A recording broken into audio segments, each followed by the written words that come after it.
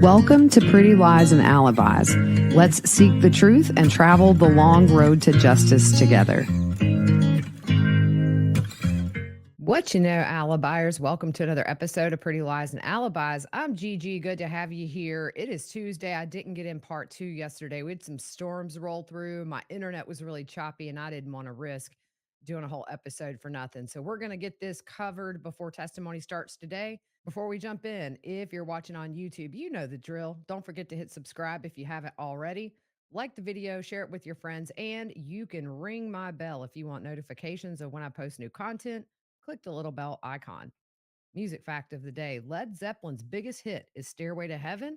It was the most requested song in American rock radio in the 70s, but it was never released as a single. Yesterday was wild in court for a million reasons. I want to share a couple of things that Nate Eaton tweeted out: that Larry Woodcock and Vicky Hoban, who is Tammy Daybell, said that Julie Rowe tried to get in the courtroom after the afternoon break yesterday. The bailiff would not let her in because she's on the witness list. He says the gallery was already seated and court was about to start when that happened. Also, after the afternoon recess, Judge Boyce said that there was some concern that Ian's attorney had been in the courtroom while he testifies. He asked the bailiffs to remove him. That is Garrett Smith, who, by the way, was sued for millions of dollars by Brandon Boudreaux. Brandon won a ton of money. He put out a pretty scathing and untrue statement about Brandon in the media, and that bit him in the booty. Let's get back to testimony. I have some video of Melaniece playing on the screen. After lunch, prosecutor Lindsay Blake played the clips of what they had just before lunch as a refresher. Chad was telling Melaniece she needs to get out of Rexburg. He says, don't rush, but they're not going to leave you alone. They, meaning law enforcement. He says the network is deep and they'll see you as a target for the police. You're the only one they can find at the moment. For your sake and sanity, get out. It worked 2 months for us. We planned and got together, and you found Ian. Melaniece tells Chad that Ian's ex-wife and kids are there in Rexburg. Chad says he knows. They don't have to move far away. Melaniece asked just to a different city, and he says, yeah. Madison County and Rexburg are both a blessed place and a cursed place. Lori said she didn't expect the police to be wicked. Chad says that Melaniece doesn't have to decide anything tonight. Melaniece said they could just find an Airbnb and stay in Idaho Falls because Ian works there and it's close enough to where they could still pick up his kids. And police wouldn't know they weren't in Rexburg. Little hint, they probably would have known. She asked if moving to a new place would be best, and Chad says he thinks that's the best option. He said, I know it's a pain, but I think you need to get out of that city. Melaniece says, like the Saints in Missouri, I keep moving, but I can't find a safe place. Melaniece asked how to get Detective Hermosillo to stop. She said, he's so enraged with this whole thing. He was pacing and saying he won't stop for anything. How do you resolve that? Chad says you get out of the way. Hermosillo's not going anywhere. The wicked stay in one place and the righteous flee. In this case, it's not the whole community. It's you. You're fleeing out of the way of darkness. Like me, I had to leave Jerusalem. Maybe get on whatever website and investigate a little bit. He's talking about Zillow or a rental place. Mel says she saw a cute house and she said Idaho Falls would be good for them. Chad says that Detective Hermosillo is not going to stop until he gets what he wants. Lori says Lucifer can still, to this day, negotiate terms with eternal law, and he's been allowed to do certain things to force us out, and says they didn't know police could be infiltrated with such dark people. Melaniece says, isn't Rexburg a place of safety when all this happens? And Chad says, yeah, but there's been a lot of prophecies about major turmoil there. The plague is going to sweep through Rexburg. There'll be civil unrest. And he had a vision of chaos and people starving, people fighting. And he said, there's a stretch of bad time before Rexburg becomes the city of light. Chad said, we had to pave the way and we were told to flee. Lori chimes in and kind of says, we're fleeing. They were in Hawaii at this point. And nobody in their group knew where they were. Chad said it makes sense in retrospect. You don't immediately think little Rexburg would be infiltrated with Cain's translated followers. The prosecutor asked Ian who Chad was referring to when referring to Cain. Ian said that members of law enforcement. Cain had his own 12 dark, immortal disciples.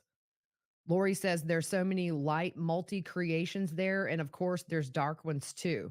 There's opposition in all things, and we feel like because of the situation, not to be in Rexburg for a season. You don't have to go far, just get out of their line of sight. For Melaniece's own sanity and for Ian to be able to go to work and feel okay there.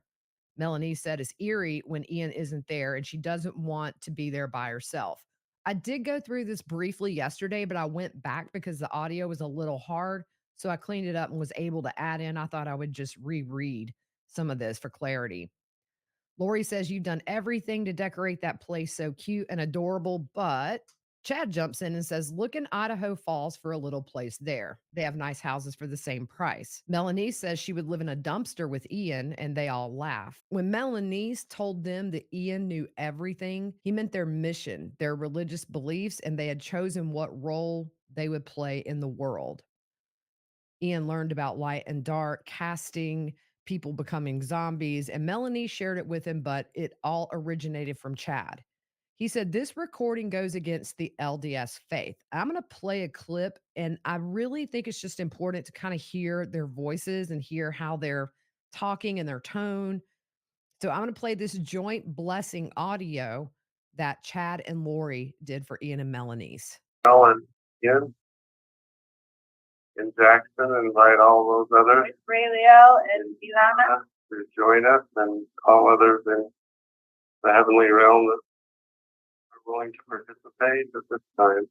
Come jump in, baby. So we all lay our hands on your head. This will be a dual blessing. Gave Zulema and Al blessings yesterday, and the angels filled the room, and I feel that the same number are there again. Same wonderful helpers, angelic ministers are there, happily joining in on this blessing. So at this time, I say to you, Ian and Melanie Pulowski, by the power of the Holy Melchizedek priesthood and the patriarchal order of which we are a part of, and in the name of our Savior Jesus Christ, we lay our hands upon your head in a united effort of happiness for your union, and how vital it is to the overall plan of our Lord and Savior in these latter days. You are a powerful couple with unlimited potential, and you'll be utilized by the Lord in tremendous missions of life and salvation.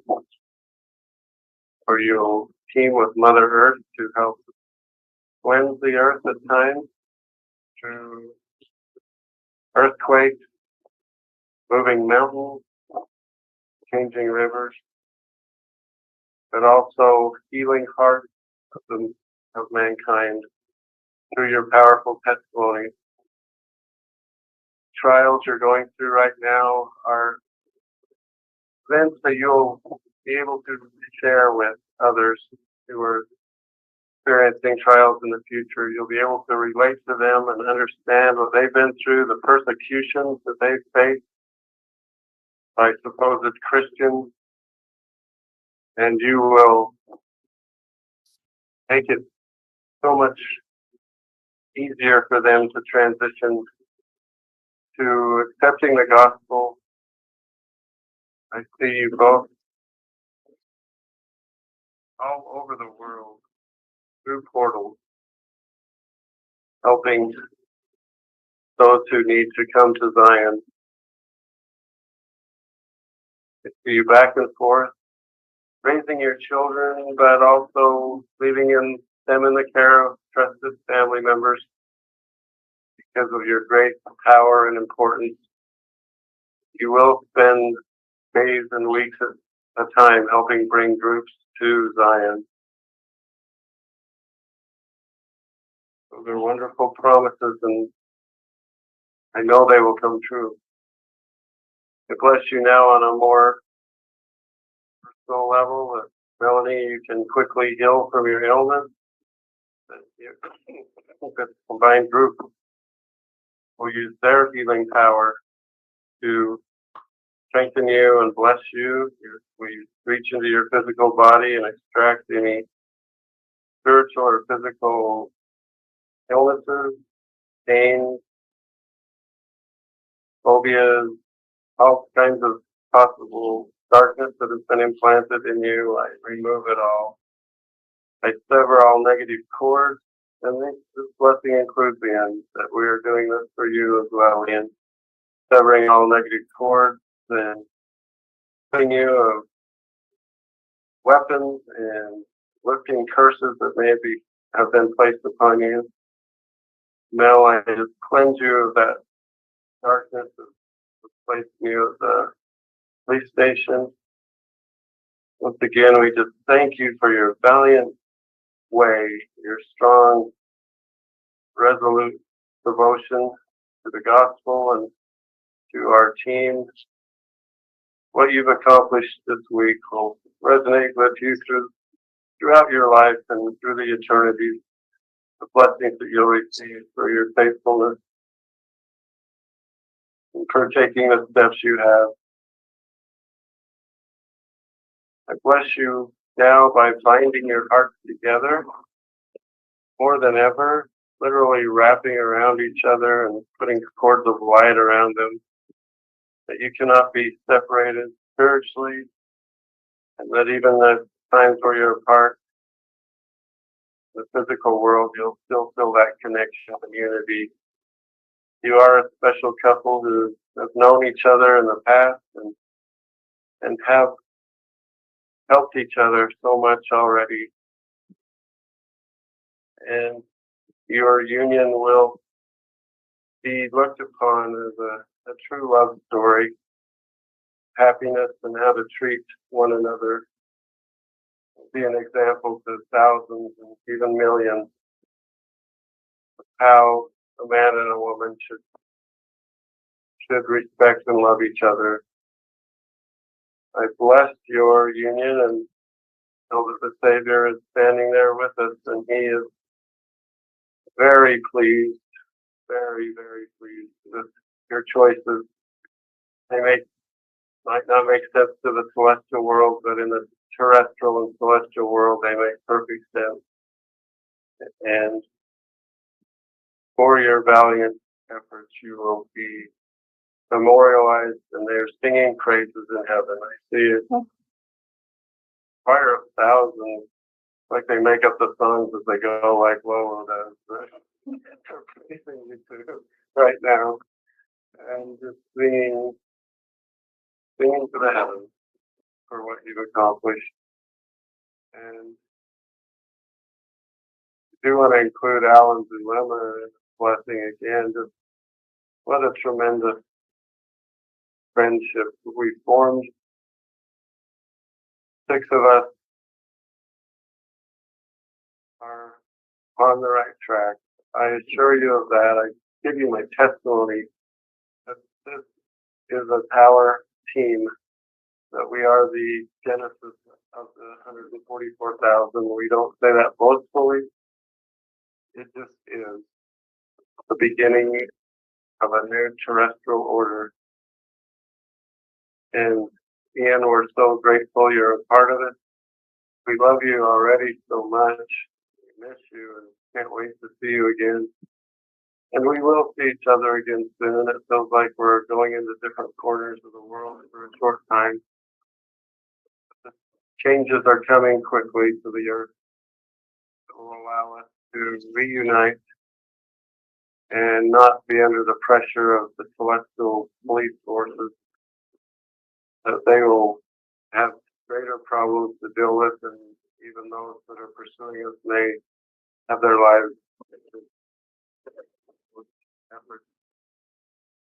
And that will open up the way for us to use our powers fully and to continue to cleanse the earth and to bless it. Mother Earth loves each one of us and knows us. We will be helping her remove darkness from this world. I promise you a home in New Jerusalem. All of us will each have homes there. That will be our home base as we work under the direction of the Savior. And we'll have wonderful reunions there in between our missions. will be a glorious place where the vibrations will just radiate constantly. We'll feel the love of the Lord tangibly.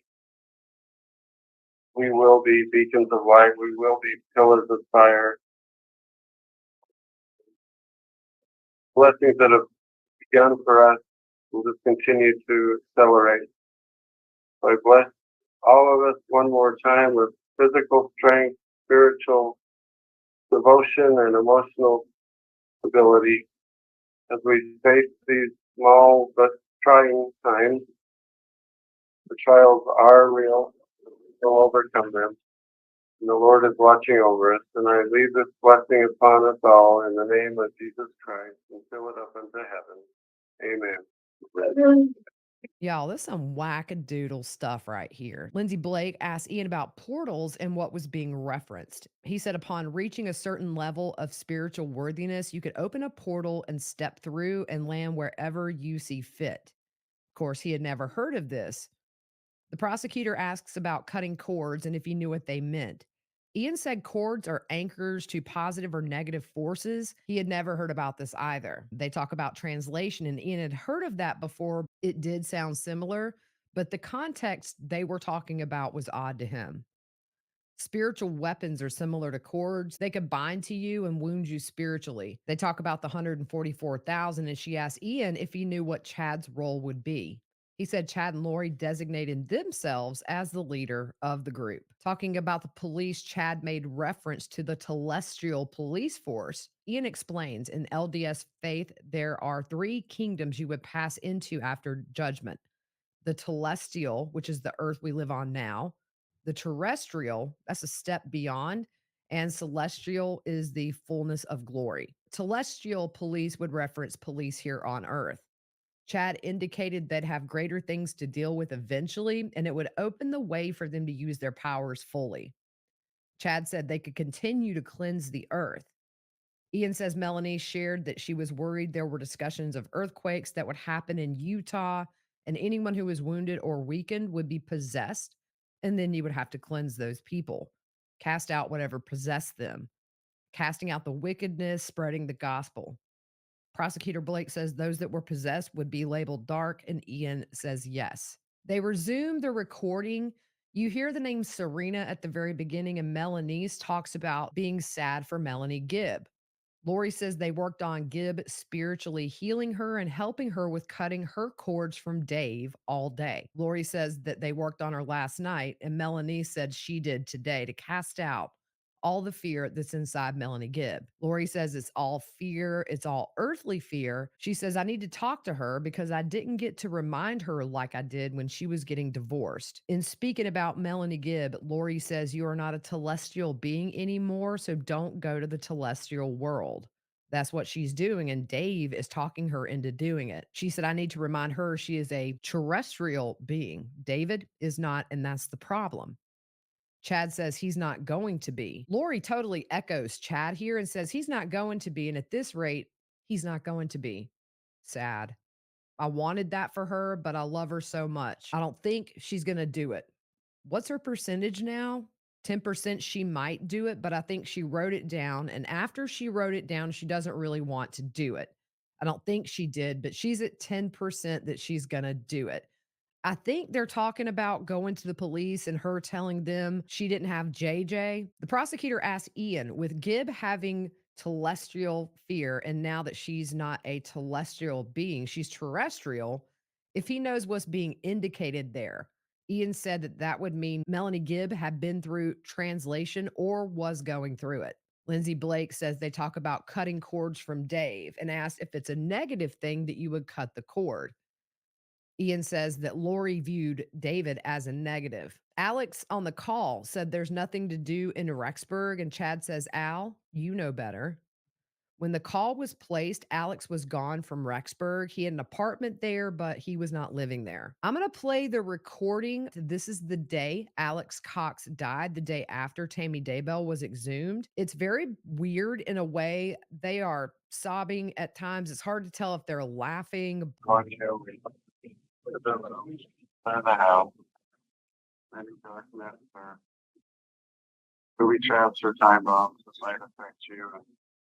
Raise the vibration in the house. You put sheets of light around all sides and may protect you above and below.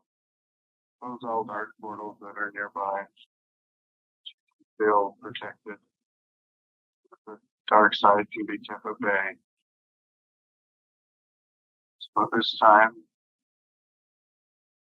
Melanie Pulowski, by the power of the Holy Melchizedek priesthood and the patriarchal order, and in the name of Jesus Christ, we lay our hands upon your head and invite many others to come.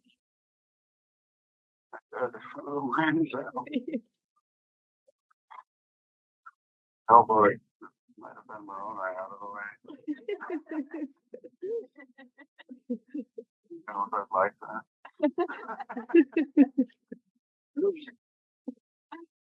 Right there. We love you, Al. So grateful for you. We love you back. But dear Mel, we bless you now with strength and power. You've been so courageous and valiant, faithful, and such a true friend. Always wonderful person.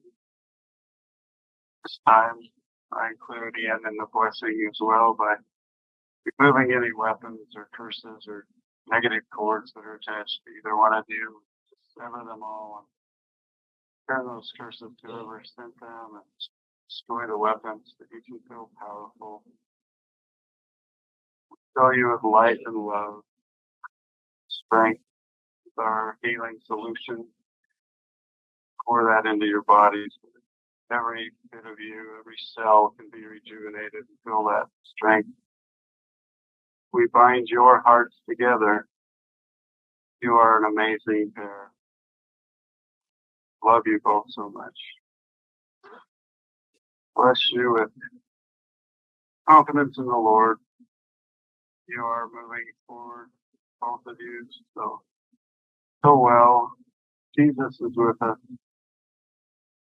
We are being guided and instructed. Seems like such a tragedy, but Al is triumphant, exalted. He is saying over and over, I can help you so much more now. I couldn't believe the avenues that are now open to me to help you, help Mel, help with the children. This is my next step of my mission, to help you all from this side in a powerful, protective way. Ways that I could not even imagine. That's what he's saying. I will, he said. Frankly, I will. Fear not. I am with you. Sharing that it was the Savior himself who told him it was well done. You can now move forward and continue your mission. You hardly got a break. I don't think you've got a life review, which is probably fine with him. But he is at work. He is already on the job helping us. I bless you, Mel, with physical strength, healing. Your body can feel mended and whole.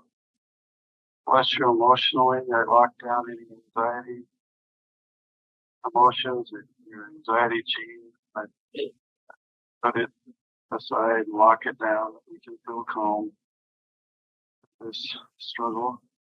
I bless you spiritually that your knowledge of the gospel and its fullness is strengthened. You know it is true. And again, I bless you to continue to just have that faith.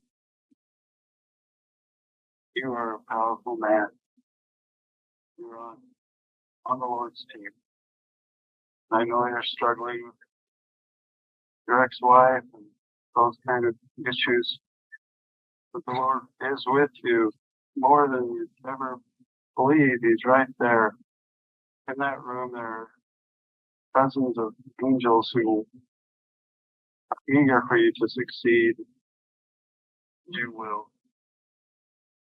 I bless you with the ability to communicate with us more regularly. We'll figure out ways to do so. Stay in touch, to strengthen each other and bless each other. And now turn it over to Lily to add a few more words. this blessing. Melanie, and we're so grateful for you as people and as powerful warriors on our team. Our team has been dwindling of all the people that we've trusted, that we can count on you to be valiant, faithful warriors. I'm so proud of you, so grateful for you, and love you so much. I've seen and know that you have great missions ahead of you, that you will be in New Jerusalem with all of your children. You will be happy there. You will go from there, and you will be given assignments directly from Jesus Christ. And you will go on assignment, and you will go rescue lots of children. You've seen Melanie being in charge of how the children being brought back will be distributed and helped and loved. And she didn't think she liked that job, but she is going to love that job. It's something that she is great at, and organizing and helping and loving all those children. You will both have the opportunity to love so many children and help so many children in this lifetime. We are grateful for you being strong. It's been hard, but I endow you with power at this time to have that strength during this time of sorrow. We sorrow for ourselves because we'll miss our friend and buddy, but we do not sorrow for him, for he is powerful and glorious at this very moment and more powerful to help us in this celestial world as we move swiftly and quickly into the terrestrial world, as we are destined on that course. The Lord is coming soon, and we are his warriors that are cleaning and purifying the earth and preparing it for his coming. He has asked us to do so on this errand, and you are both a part of that number one team. It is our job, and we will do it. And he will come and rule and reign in majesty and power and might, and everything will be glorious, and there will be no more tears, and there will be no more pain. And I promise that you will be there by his side, as will we. You were destined for this. You were born for this. You have been prepared for this. Do not doubt. Do not fear. Have great faith and go along each day knowing that the Lord is aware of both of your situations. His hand is in it. You will send his angels, including Alex, this wonderful warrior, to clear the way, that you will be reunited with the children, and it will be a glorious reunion. Do not fear and do not doubt. Call down angels to surround you at all times, legions of angels that we have at our charge that will be round about you at all times, that they may help you feel peace and comfort as you go on about your daily celestial tasks that you must do. And remember, you will be reunited, and it will be glorious, and it will be soon. I'll seal up this blessing for both of you. Seal it up in him. The angels will not leave you desolate this evening. You'll feel them throughout the night and into tomorrow. Guide you in every step. We do this all in the name of Jesus Christ. Amen. Amen. You're welcome. I also have these two recordings separately on YouTube. I'm working to piece the others together. I might get to that this weekend. The prosecutor points out Melaniece was close to Alex and was very upset about his passing. So Melanie Gibb talks to Melaniece apparently, and she says Lori told her she felt inspired to tell police JJ was with her. Melaniece was laughing and said, yeah, Lori was inspired to say that. Look what's happened. Melanie says she feels everything has happened the way it's supposed to, and she's sad for Gibb. She says Dave has deceived her, and Melanie said she had a glimpse of her when everything goes down, and it's us standing together. We'll embrace her with love, and she'll come around finally. Lori references someone we talk to every night. Ian said Lori was referencing God.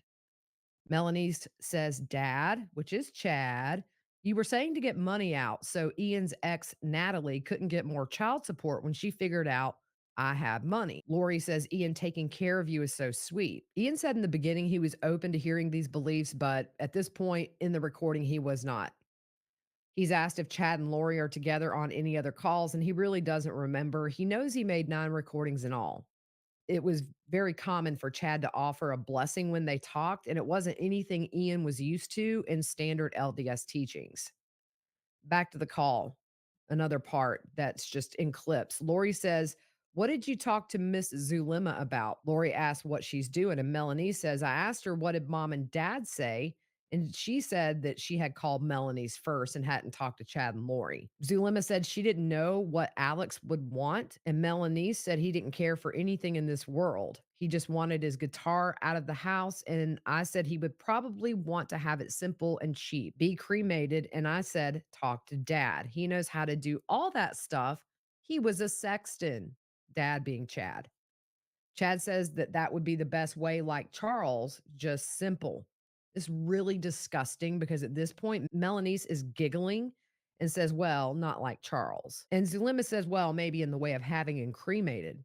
Melaniece asks Lori if they're going to Arizona, and she says they don't know yet. Maybe not. She said, "I don't know if we should deal with the family at all. I don't know if the police will let them know. We'll leave it to Zulema to let them know. Should she let anybody know?"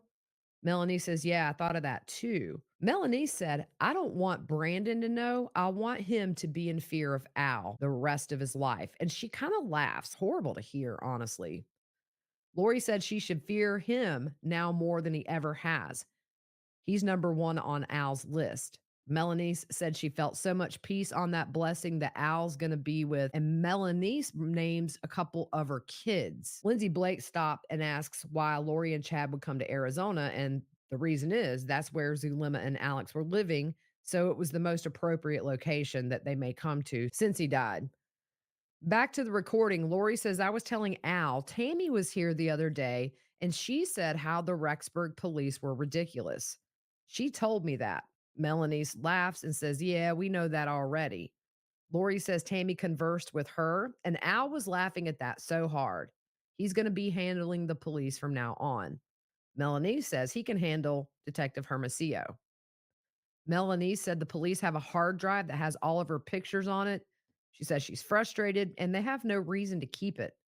Lori says they're corrupt, and Melanie talks about her phone being tracked again.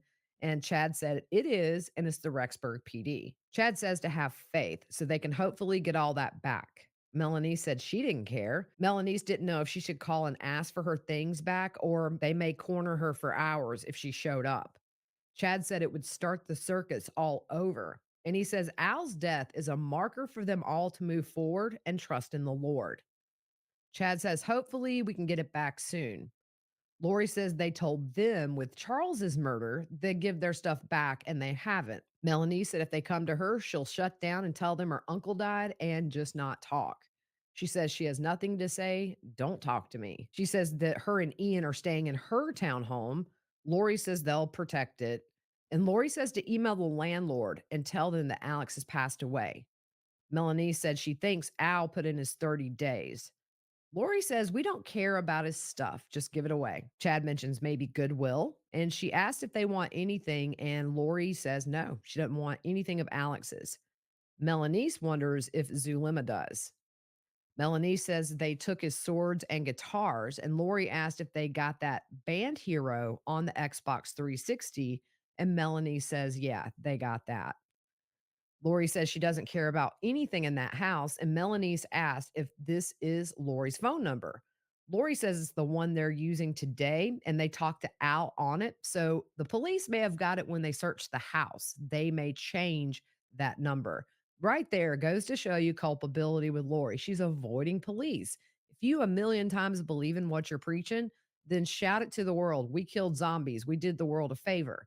Why is she not? Because Lori knows she would end up exactly where she is today, which is prison for the rest of her life. Melanie says she likes her phone. She said she was safe setting it up, and she says maybe she can give Ian's number and says Lori can call through Zulema's number. Ian says that Melaniece didn't always have Chad and Lori's phone numbers, but Melaniece always had a way for them to contact her. Chad asks what password they should use if they need to talk, talking in code. Melanie said they used to use Pretty Bird if it wasn't safe or if the cops had your phone. And she said we were using Not Happy Bob if it was safe. She said the police have seen those texts and may be onto those code words. Melaniece says Jamie Powell, if it's safe to talk, and if it's not safe to talk, the code words are Daddy, we're down. They kind of laugh about that. Back to another call. Lori says everything's going to be different, but Al set it up that I have Chad and you have Ian before he left us. He had to have us both protected because he was our protector and he couldn't go until he had that accomplished. So don't ruin it with Ian. Ian pipes in and says, she's not going to run me off. Chad said to Ian, if you ever need to talk to dad, here I am. And they're laughing. Lindsay Blake asked Ian about that, and he said he may have indulged Melaniece and called Chad dad. Melaniece talks about leaving town. Chad says he hasn't gotten an answer on that yet, so let's see what's transpiring, and then we'll talk and decide. He says, don't pull up out of there at 6 a.m. He tells her to wait until she hears from him. And I think this is going to be very powerful for the prosecution because it shows everybody's going to Chad for advice. What does that make him look like to the jury? The ringleader. The state's case last week and this week really is starting to come together in a huge way. Bad for Chad. We ain't complaining. On cross, Ian and Melaniece met on a dating app November 19th. They married November 30th. Pryor asked if it's common in LDS faith to marry quickly. Ian says most couples don't do it that quickly. Ian only met Chad one time in person. That was on November 23rd of 2019. And other than the recordings, he spoke with Chad and Lori over the phone one time for about 45 minutes. He said Melaniece and Alex spoke every other day or every 2 to 3 days, and they also texted. Going into the attempt on Brandon, Pryor asked Ian if he knew Alex took a shot at Brandon Boudreaux. Ian says, well, Alex wasn't acting like Melaniece's protector when that happened if he truly had her best interests in mind. Ian says that Melaniece and Lori were very close, and Pryor asked why Melaniece was in the ER.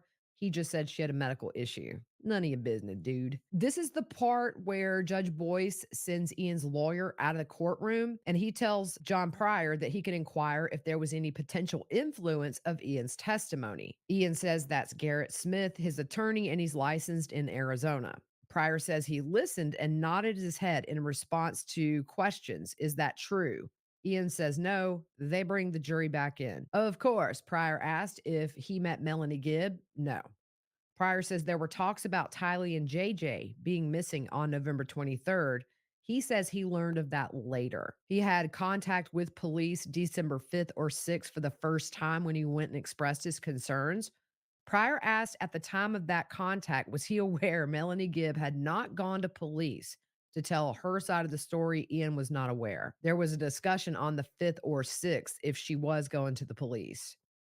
Police asked to look at Melaniece's phone when he was there at the Rexburg police station. Pryor says Melaniece mentions on the recording that Detective Hermosillo was raged and yelling at her. Pryor asked, were the police harassing her? There's an objection that was sustained. Lori says that they won't stop until they get what they want. Chad never said the kids were dead or he was going to kill the kids. Ian said no. Chad never said in these 10 recordings his intent was to murder anyone. No. There's talk of getting out of Madison County. Yes. Pryor said he heard references to Idaho Falls.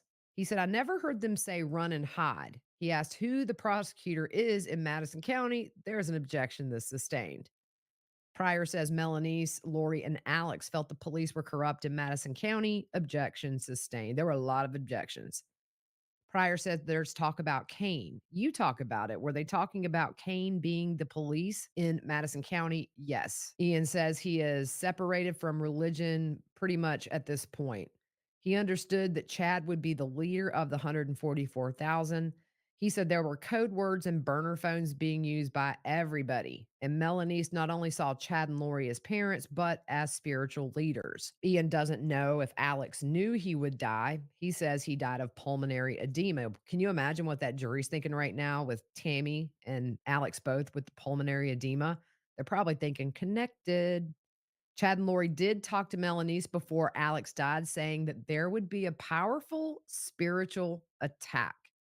Y'all couple that with the patriarchal blessing and tell me that guy died of natural causes. Mm-mm. Ian says lengthy blessings are not unusual. On redirect, Ian thinks Alex was the one that took the shot at Brandon. We know that. He said he was worried about JJ and Tylee. And when asked about Detective Hermosillo not stopping, Ian says Detective Hermosillo meant he was not going to stop looking for Tylee or JJ.